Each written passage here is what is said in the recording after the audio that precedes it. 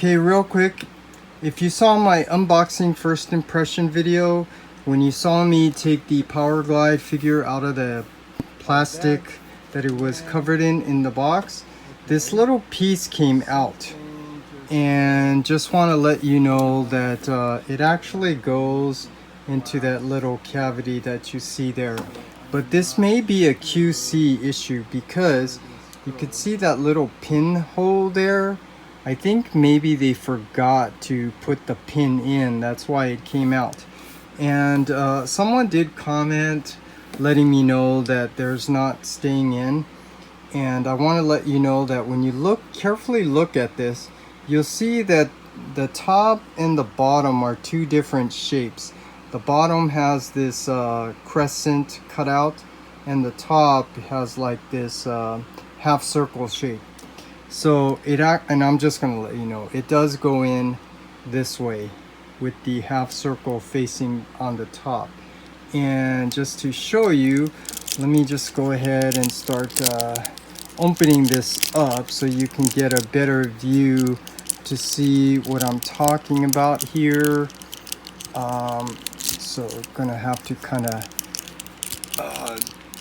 start transforming this a little bit to open this area up so you can see what I'm talking about. And let's see, there's the cavity it goes into, and you could see there is that half circle shape here. And I don't want to put it in the wrong way, but if you put it in with the crescent cut out on top, it's gonna leave a gap. So I think it goes in this way, because when you put it in with the half circle on the top, if I can get it in, now you could see it's flush. So it's all flush right there. Now you have that whole wall. I believe that's the way it goes, because he was commenting when he put it in, it wasn't staying in. So I'm assuming that if you put it in the other way, it's going to have an issue. But even after you do that, transforming it, you might actually pop this off and you might lose it, because I believe it's missing that pin. So just be aware of it in case you got one of these. Which one is it? The QC32. Because yeah, I don't think it's supposed to be like that. But that's just a real quick update just to let you know. So now let's start the review. Okay, here's a look at FansToys FT-54 Warthog, which is their version of a Masterpiece scaled Powerglide. So now first, as always, let's take a look at the box. So here is the front of the box with the really nice artwork of Powerglide. Back of the box, we get your product images and a bio that you can pause and read if you're interested in that. And the side of the box, Warthog FT-54, the other side, same thing. The top, artwork of the alt mode, and the QR code you could scan if you want. Bottom, same thing. So that's a look at the box. And now here is a look at the figure, but let's go over the accessories that it comes with. So first of all, here is his gun, which is nicely sculpted and painted, and I'm assuming that this is very cartoon accurate, your standard Autobot gun. And he does have the alien mask from that episode Hoist Goes to Hollywood, so this is actually really cool. And then he does come with these two adapters for the robot mode and alt mode, so you can display it if you have the FansToys Universal stand. So now, well, actually, there's two more things. So he also comes with his bio card, which you should know that these are my favorite. I really like these. But FansToys, I don't like how it's not done in that baseball, basketball card, because these bio, you can't see it, especially when they make it so long. Unless you zoom in like this, if it will focus. Yeah, this is probably because they put a lot of verbiage here this time. It's a little hard.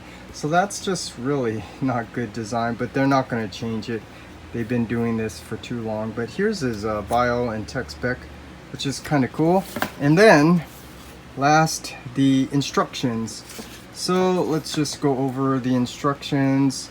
Really nice. You get your contents, what it comes with, and yeah, as you know, we really don't need these instructions anymore because of the videos that they make.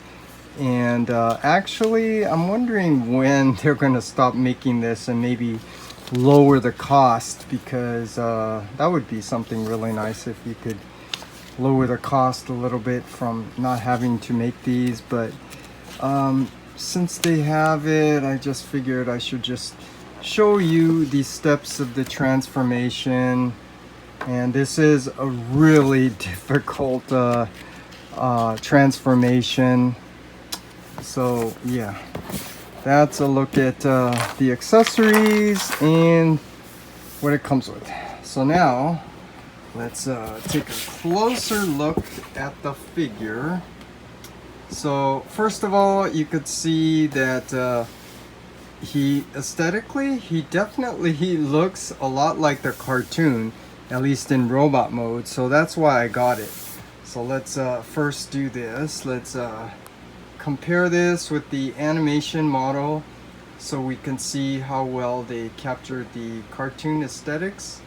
And yeah, for the most part, you know, they did a good job. I mean, the shapes of the forearm, the shoulders, the blue detail on the crotch and stuff. But because of the way they designed the transformation, I mean, you do have little bits here and there, especially the back as always. But I think they did a pretty nice job on the back, cleaning it up. So yeah, in terms of the cartoon aesthetics, I think they did a nice job in robot mode. Alt mode's totally different. Now, in terms of articulation, but first let's take a close-up look at that head. This is a really nice head. I think this head sculpt is definitely better than the DX9 version. But anyways, the articulation, you don't really get that much up and down, just this much. You do get a head rotation though, left and right. The shoulders, they are on a universal, so let me zoom out a little bit here. They are on a universal, so it can go out to the side, front and back.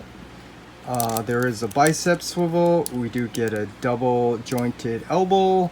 We do get a tight, well, this one I kind of loosened it up already, but you do get wrist rotation, and then hands do open like that. And then let's see, down here we do, this is one of the issues. I mean, things don't really stay tabbed in very well, but you do get waist rotation, and because it does that, you can get like you can create ab crunch, so that's kind of cool. Legs, they are on a ball joint, so it can go front, back, out to the side, and it can rotate, and it's using the hip flaps here, the old design. The knees, they can bend, and this is probably one of the biggest issues with this figure, the way they designed this. I don't want to get all into it, but yeah, it does come undone, and you do have to pull it out for transformation. And it is kind of loose all on the leg area. Okay, but anyways, the foot, it's kind of funny. But yeah, you can get up and down, and you can get ankle rocker. So yeah, that I'm glad it's happening. So you can already see these are some of the issues with the figure. The way they designed the lower legs and the tolerance. It doesn't have your typical FansToys tight squeak, the FansToys squeak, and it's missing some ratchets. So there's already some issues there. So now let's just go over some of the features here. So his handgun, I don't like this design where you have to push it in the back of his palm there, but yeah, that's what he looks like with this gun, and that's really cool. And then this face mask thing, let's see if I can do this. Actually didn't do this. Well, first of all, trying to rotate this head is very difficult, so let me mis-transform this so I can have better room to try to stick my finger in there to rotate it, because you do have to rotate it around to have those slots for these pegs, and then you just find the tab it in, and then give it a good squeeze. And now we have Powerglide. This is funny. From that episode where he is pretending to be an alien. So yeah, that's kind of cool. So that's the accessories. And then since we're in robot mode, let's see. This is the adapter that you have that you can use with the universal stand. So this is also the first time I'm doing this. Let's fix his head here. And see if we can get him up here in robot mode. Yeah, let's see. I think just looking at it, I think it does go something like that. Let's spread his legs out here. So yeah, it looks like it just kind of slots in there. There is like a little slot there, is it? Yeah, something like that. Yeah, this doesn't fit in here very well, or I'm doing something wrong. But like I said, this is the first time I'm playing around with this adapter here. Oh, okay, there it goes. So it's holding together here by friction. So all right, that's already not a very good design, I could tell you. And then there is a peg here, if you could see, that goes into the little slot right there. Line it up, tab it in, give it a good squeeze, and yeah, like I just told you, this isn't a good design to have it holding in here by friction, because it doesn't stay very well. And you're already seeing how Powerglide is coming undone because the tolerance is not very good. Like his waist area just seems to come undone pretty easily. But once you get it all up in here, if this is something you want to do, I suppose you can get them in a nice pose here. And I like that this is happening, because this is one of the issues. This, like I said, it doesn't have the tight ratchets and stuff. These legs, it just, things don't stay in place. So yeah, that's really the biggest issue with this figure.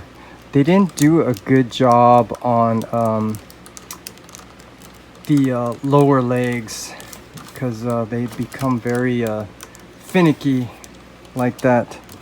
And then the abs, also same thing.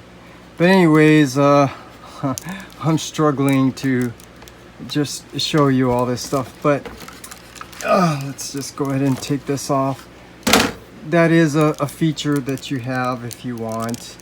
And now this is all about trying to fix this all up, because again, this is the big issue with this figure, is that things just move around all over the place here. Yeah, so that's not too good. But anyways, that's a look at the figure. And now let's just do a comparison here that I think people want to see. How does he scale with the previous Masterpiece version, which is the DX9? And here, yeah, what can I say here? They both look pretty good to me, but I think the FansToys is more accurate, because the inner leg being red here, that was always my biggest complaint with the DX9. And the FansToys looks much better, but functionally you saw me struggling all over with the legs and the hips. So yeah, it's kind of like a trade-off there. But anyways, just wanted to give you a quick look at the comparison, and then let's compare it with the other Minions, because this is the main reason why I got it. I mean, you want to, if you're collecting Masterpiece, you might as well stay consistent and just get the rest. So here he is with Beachcomber and Sea Spray and Warpath, and they did not make a Cosmos, but that's why we have the X-Transbots for now. X-Transbot is just a filler for me, but here's a look at all the Season 2 mini-bots, and you could see, yeah, this looks really nice. I really like this set. So that's a look at him with the other Season 2 mini-bots. And so now let's let me just point this one thing out, because the DX9 came with the Astoria figure, and that's probably the biggest bummer with this figure. Is I think FansToys could have done something new with their design by, you know, giving you these little figurines, but they didn't, and this one is a little bit too small. But anyways, that's it. So now let's just transform it to his alt mode and take a look at that.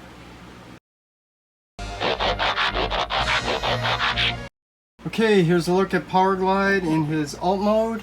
And first things first, this is not cartoon accurate.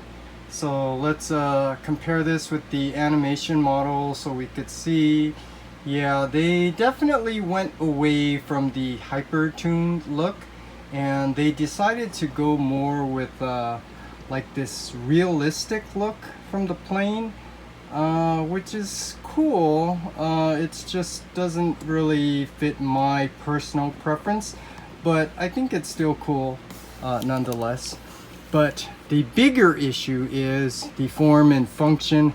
How well did they design the transformation? And I'm sure you already know from other people's review that the transformation on this, the design, it's, yeah, I'll be honest to say it's really not good. I mean, trying to get this whole tail section to tab in is very difficult, very frustrating. Even when you know what you're doing and trying to get things to line up, tab in, it's very difficult because of the tolerance. This is not like your typical FansToys where, you know, it's very tight. It's actually very loose all on the leg area, so things tend to kind of move around, which makes it really hard to manipulate it and keep things all stayed in the place where you're trying to keep them. But anyways, just wanted to point that out because that is one of the major negatives about this figure. But there is a cool feature here. I don't know if that was intended, but here you can open up this window and you could see there is Spike that came with the Bumblebee 2.0 version. So yeah, I think that's really cool. Yeah, I'm digging that a lot. That's really cool.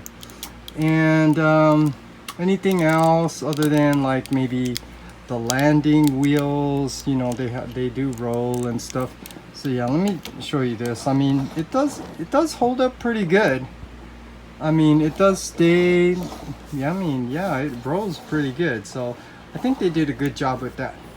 And so now let's compare this with the DX9 version so we could see. First of all, this one is a little bit more cartoon accurate because the wings are situated more in the front. This one is more in the back.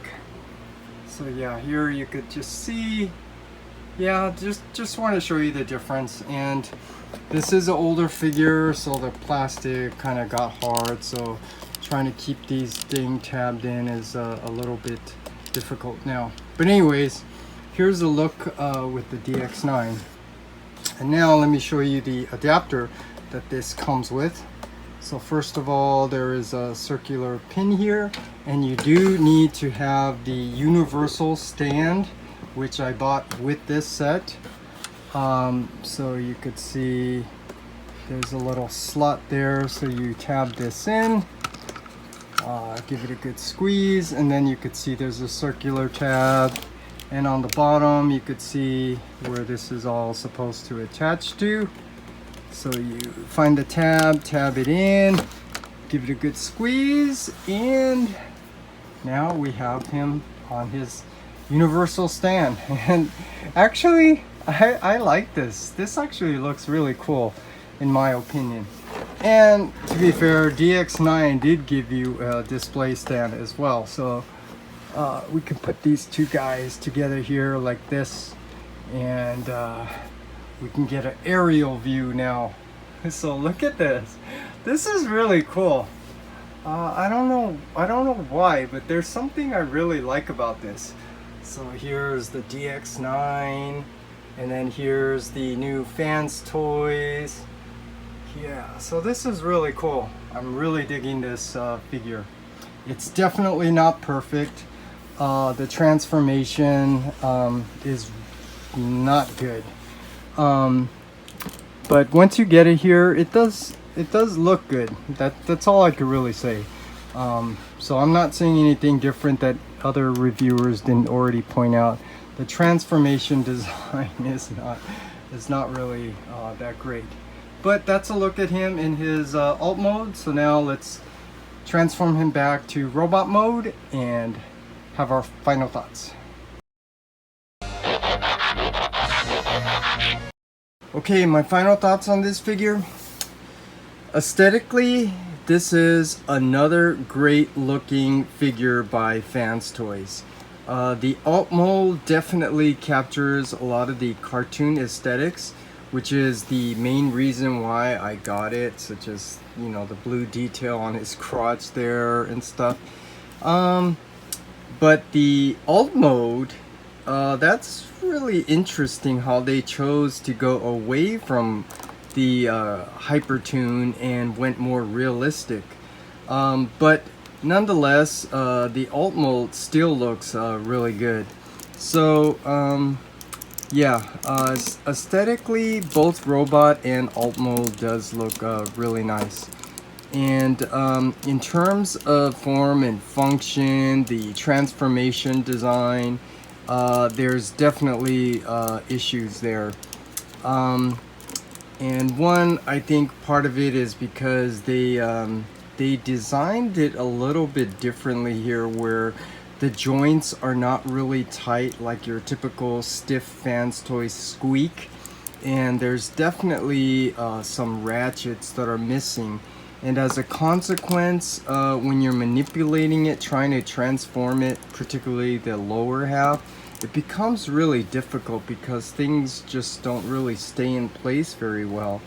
So yeah, that is like one of the main issues with this figure. The transformation design is not done very well.